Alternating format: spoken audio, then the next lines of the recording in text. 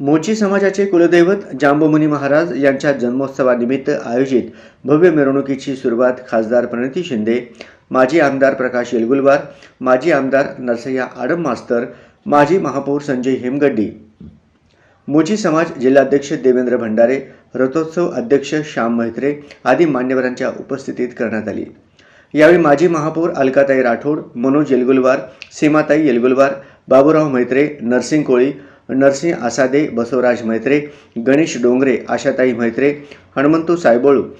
राजू निलगंटी, दिनेश म्हैत्रे, रमेश फुले, सुशील कुमार म्हैत्रे, प्रल्हाद म्हैत्रे, सैदप्पा जांगडेकर, नागनाथ शावणे, आनंद भंडारे, नरसिंग आमलेकर यांच्यासह मोठ्या संख्येने मोची समाज बांधव व मान्यवर उपस्थित होते।